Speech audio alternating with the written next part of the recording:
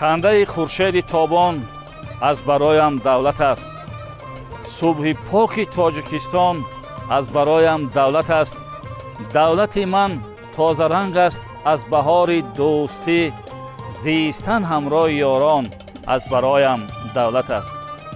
با شکرگزاری از صلح و وحدت سرتاسری و استقلالیت دولتی جمهوری تاجیکستان، مردم در فضای یکدلی، دوستی و همراهی کار و زندگی نموده، با عزم و اراده نیک وطنداری پی آبادی و شکوفایی وطن عزیز تاجیکستان صاحب استقلال سعی و تلاش دارند. وحدت ملی و استقلالیت دولتی این دو رکن مقدس است که مردم آنها را چون گوهرک چشم حفظ می‌نمایند. گروه ایجادی ما به ناحیه سنگوار سفر نمود. مقصد از سفر به این ناحیه دوردست کوهستان آشنایی به وضع زندگی و روزگار مردم این ناحیه است و ما عزم کردیم ببینیم که مردم این ناحیه دوردست کوهستان از وحدت ملی و استقلالیت دولتی جمهوری تاجیکستان چگونه لذت میبرند و چگونه زندگی و روزگار دارند.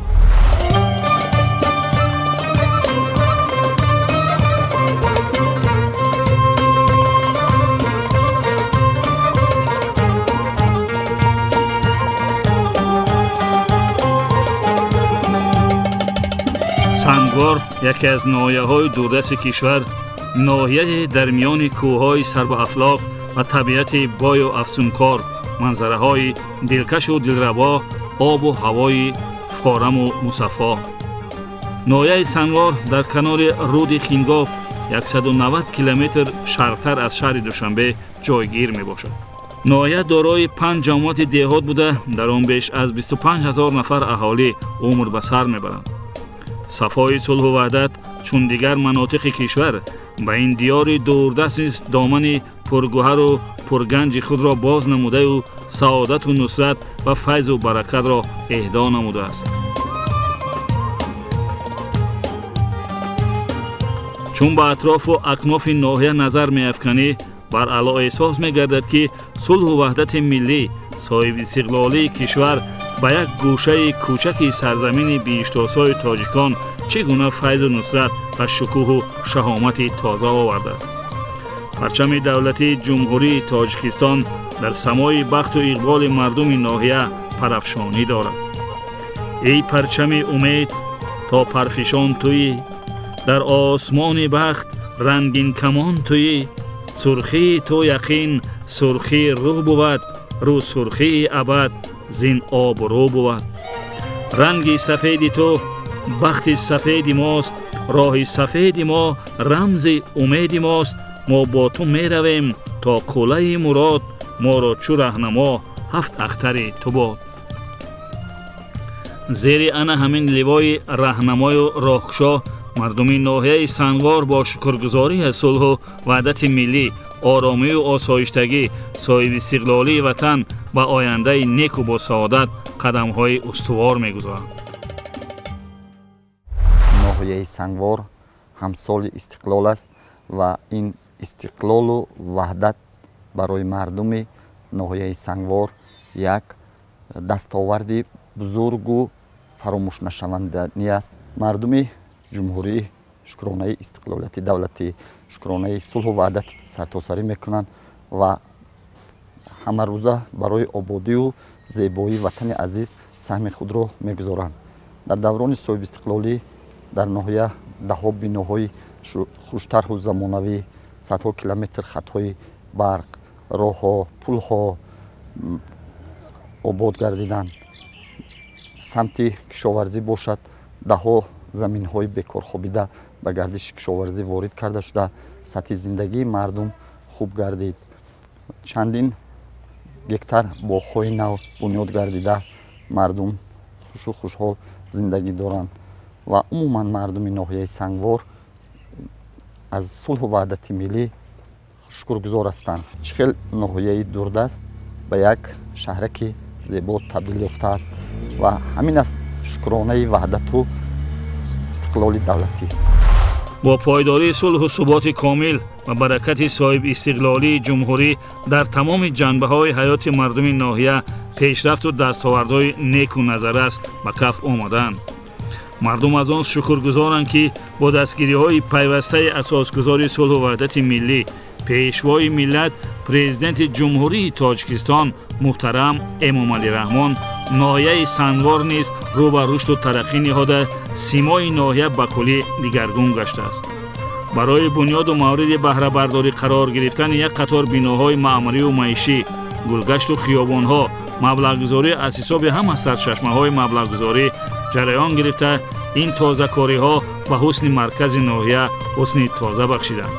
هر یک ساکن ناحیه این تازه‌کاری و آبادکاری‌ها را از فیض و برکت صلح و وحدت کامل صاحب استقلالی وطن عزیزشان تاجیکستان عزیز و مهرپرور و دستگیری و هدایت‌های راهنمونساز اساسگذار صلح و وحدت ملی پیشوای ملت پرزیدنت جمهوری تاجیکستان محترم امامعلی رحمان می‌دانند.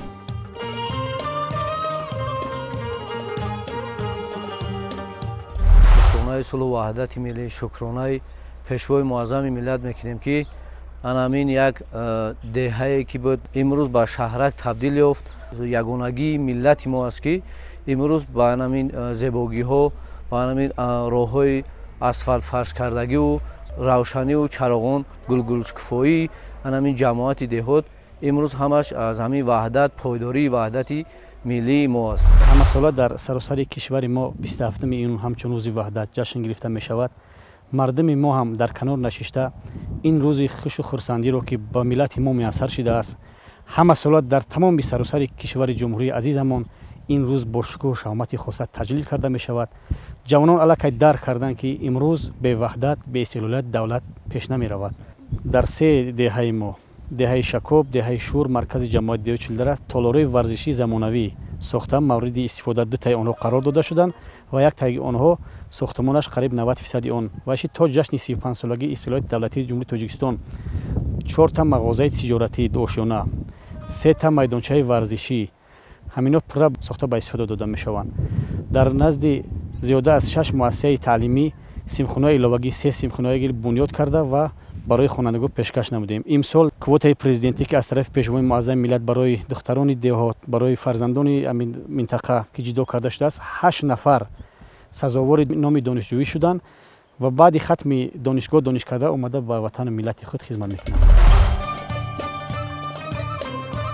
شکوفایی وطن از صلح و آرامی، یکدلی و همزیستی آسایشته سرچشمه میگیرد و مسلم است که در آن دولتی که لوای صلح و وحدت و همرأیی مردم پابرجاست آبادی و سازندگی و بنیادکاری ها جریان دارد و آن دولت آباد و پیشرو میگردد. صلح و وحدت عباره های می باشند که همیشه دلچسب و دلنشین و با لحن شیوا صدا می دهند و بی‌واسطه کس را به اندیشه وادار می سازند که چقدر مقدس و مکرم است واژه صلح و وحدت. صلح تجسمگر یکدلی و فرزانگی، یکدیگر فهمی و طالب آسایشتگی مردم می باشند. هر یک ساکن این ناحیه دوردست کوهستان چه قیمت و چه ارج داشتن این واژه مقدس را به خوبی درک می کنند. مخصوصا زنان و بانوان ناحیه که آرامی و آسایشتگی وطن برایشان به نهایت ارزش بلند دارد، صلح و وحدت و صاحب استقلالی کشور را همچون ارزشمندترین کلام به زبان می آورند. ما بانوان ناحیه سنگوار شکرانه تینجی و امانی، شکرانه صلح و وحدت، شکرانه سرور دولت را میکنیم چون که پیوسته نسبت ما غمخواری ها ظاهر می نماید و این است که ما زنان هم جواباً به غمخواری های جناب عالی با یک روحیه بلندی و تندرستی، خویشتنشناسی، افتخار به ارزش های ملی کار و فعالیت نموده در عملی گردیدن دستور و هدایت های سازنده و بنیادکارانه پرزیدنت مملکت سهم گذاشته برای آبادی ناحیه و تاجیکستان سعی و تلاش می‌ورزیم. تمام دستاوردهای امروزی ناحیه ما محض با شرافت وحدت ملی گسترش پیدا کرده ایستاده است. قید کردن به مورد است که در ناحیه سالهای پیش همگی 2 نفر زن معلومات عالی داشت و خلاص. امروزها زیاده از 400 نفر زنان صاحب معلومات عالی گردیدند. طبق کوتای پرزیدنتی از سال 1997 این جانب 307 نفر دختران به دانشگاه و دانشکده‌های جمهوری داخل شده، عین حال 258 نفر آنها دانشگاه را ختم نمودند و به ناحیه برگشتند.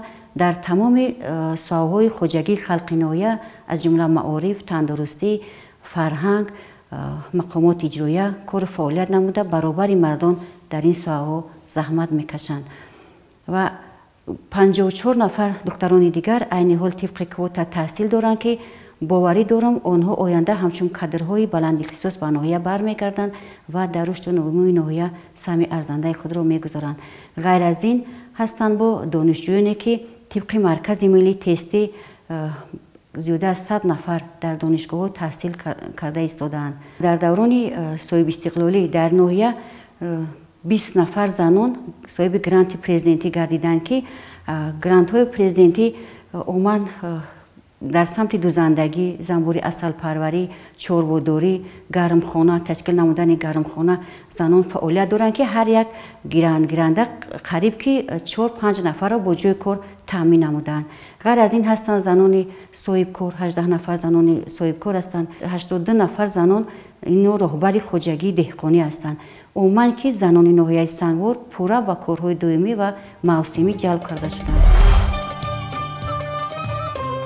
با گذشت سالها عزت و احترام و ارزش و چه قیمت داشتن صلح و وحدت در قلب هر یک ساکن مملکت باز هم قوی‌تر جای می‌گیرد. اینک 28 سال می‌شود که مردم شریف و شرفمند تاجیکستان زیر لیوای پرافشان و نصرت بخش و نصرت آور صلح و وحدت کامل آرام و آسایشته زندگی نموده از فیض و نصرت و میوه‌های شادبار این نعمت گران ارزش کام شیرین می‌کنند.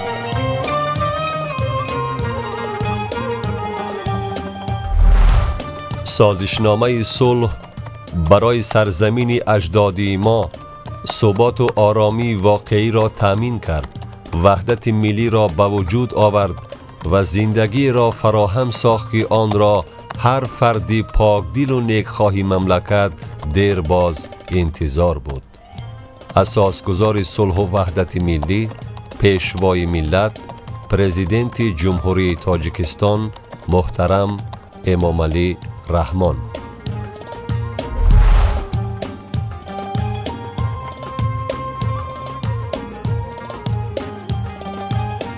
البته تمام دشواری‌ها و مانع‌ها تنها در صورت به میان آمدن صلح و وحدت و آرامی و آسایشتگی سرتاسری پس سر شده روزگار مردم رو به بهبودی آورده کشور عزیزمان و شاهراه پیشرفت و ترقیات رو آورده است. در دولتی که لیوای صلح و وحدت و یکدلی و همراهی در سمای نیلگونش پرافشان است، آن دولت روز تا روز گل شکوفان گردیده، اقتصادیاتش تدریجاً افزوده، هم از جهت سیاسی، اجتماعی و هم از جهت فرهنگی رشد میکنند.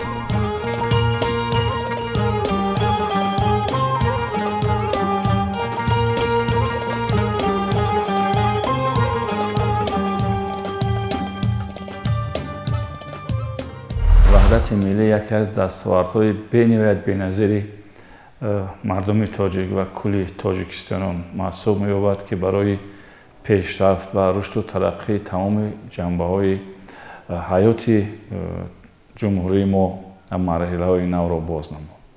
خب درباره دستاوردهای ساحه معارف ناحیه در این دوره شما چه اندیشه را می‌دارید؟ ما کارمندان ساحه معارف شکرانه از صلح و وحدت ملی، استقلالات دولتی، شکرانه از پیشوای معظم ملت میکنیم که در دوران صاحب استقلالی با یک قطار دستاوردها نایل گردیدیم.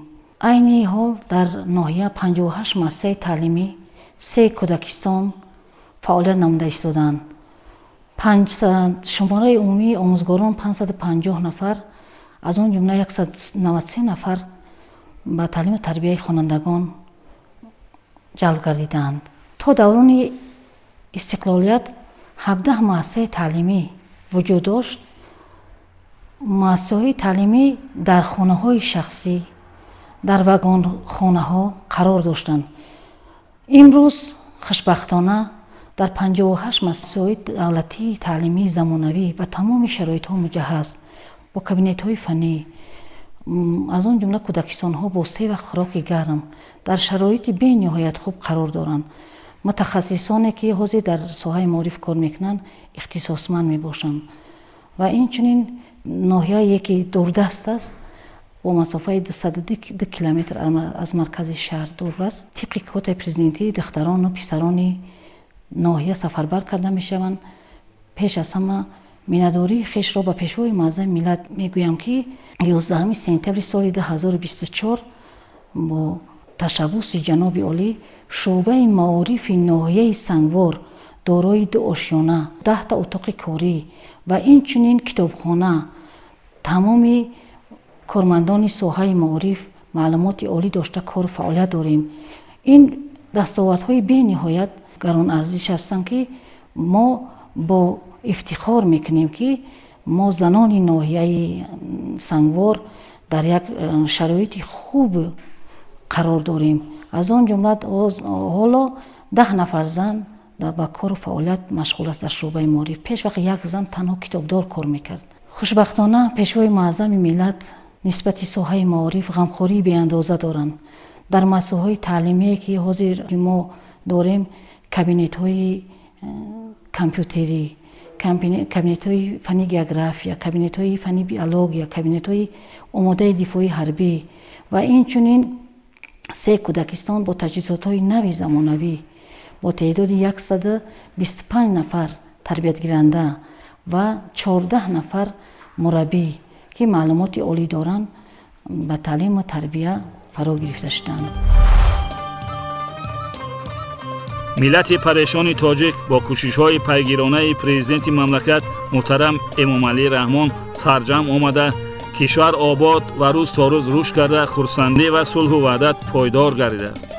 خرد ازلی خود مردم خودآگاه و وطنپرور تاجیک و سعی و تلاش‌های روزافزون اساسگذار صلح و وحدت ملی پیشوای ملت پرزیدنت جمهوری تاجیکستان محترم امامعلی رحمان زمینه واقعی برای رسیدن به صلح و وحدت ملی بود که مردم تاجیک را به این روزهای فرح و شادکامی ها رساند. پیش از همه شکرگزاری از صلح و وحدت از پیشوای معظم ملت میکنیم که دنیای تنج امان این وحدت ملی برای ما زنان ناحیه سنگوار یک معجزه هست، یک افتخار ملی هست که تا دوران استقلالیت یگان زن به مکتب‌های عالی نمی رفتند. حاضره باشد با شکرگزاری از همین صلح و وحدت مردم در حیات آسایشته قرار دارند و زنان و بانوان در بر مردانوار کار و فعالیت نموده ایستادند. این همش از همان صلح و ثبات کشور است، از وحدت ملی است و این چنین وحدت ملی این آزادی مردم ناحیه است که در تمام قشرهای جامعه تمام زنان فعال کار و فعالیت نموده ایستادند. ما شکرگزاری از وحدت ملی می نماییم. وحدت ملی برای مردم ما در برابر استقلالیت نعمت بی‌بها و مقدس است.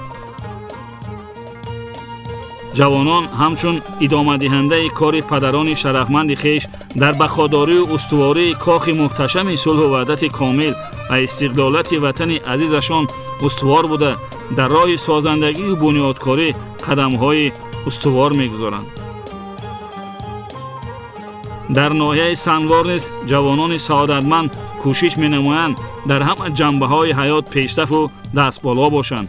باید قید نمود که وحدت جامعه محض برای نسل جوان و آینده‌ساز ملت باعث افتخار و سرفرازی است و جوانان بیشتر از آن شکرگزارند که زاده این سرزمین پرفیضند و کار و پیکار آنها تنها به خاطر تحکیم صلح و وحدت کامل است.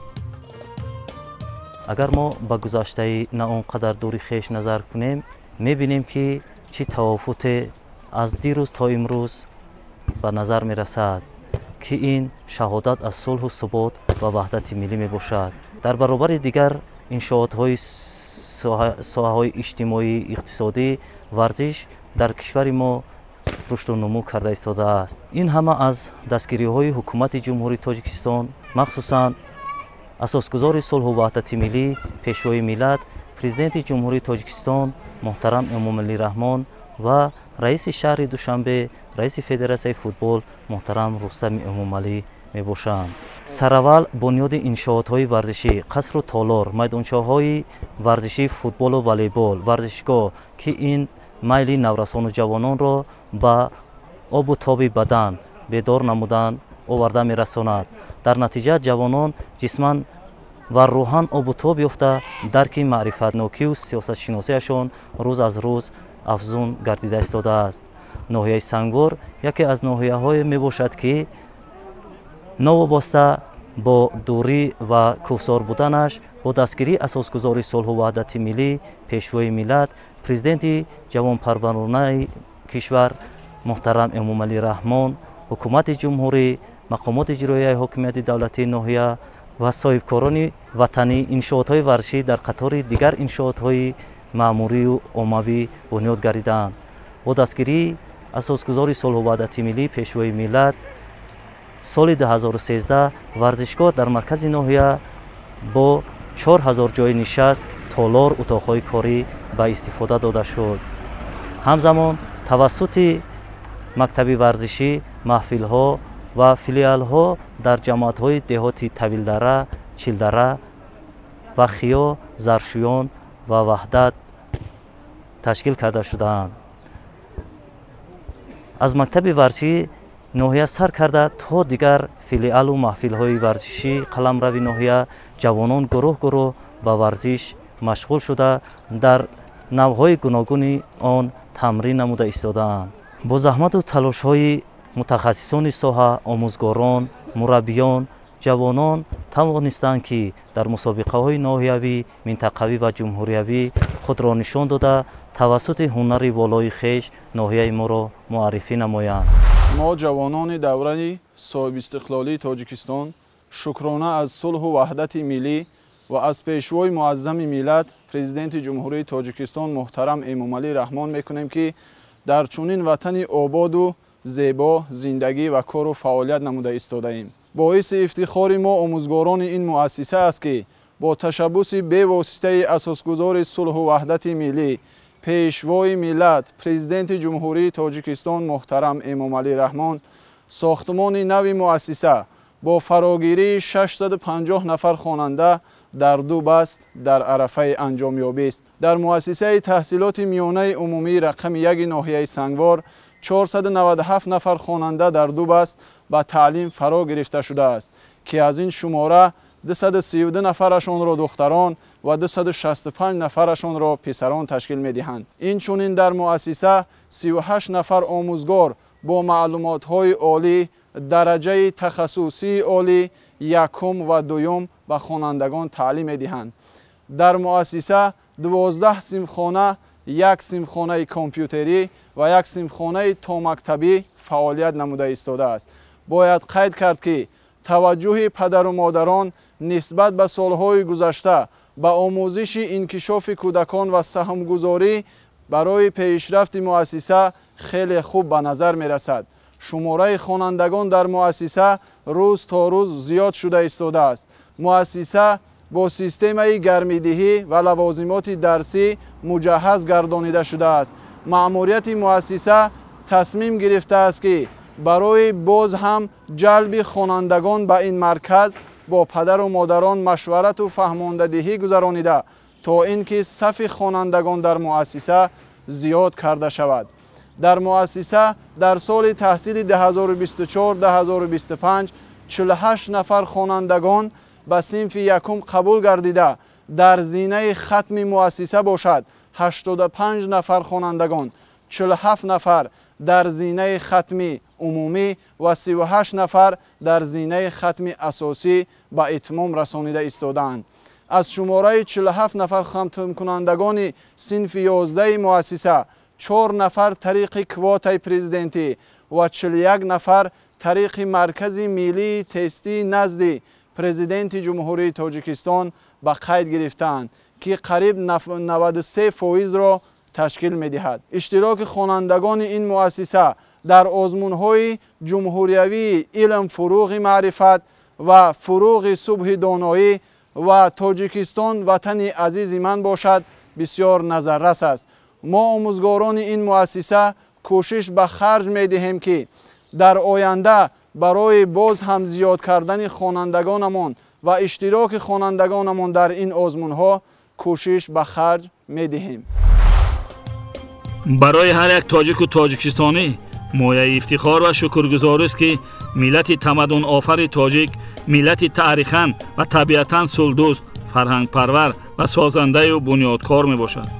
این رسالت ازلی مردم تاجیک را تاریخ ثابت نموده به جامعه جهانی بار دیگر که بودن خلق تاجیک را در مسیر تاریخ همچون ملت کهن بنیاد با ننگ و ناموس، با خرد و عدالت‌خواه، بنیادکار و زحمتکش، دارای خرد ازلی داشتن آشنا نموده است.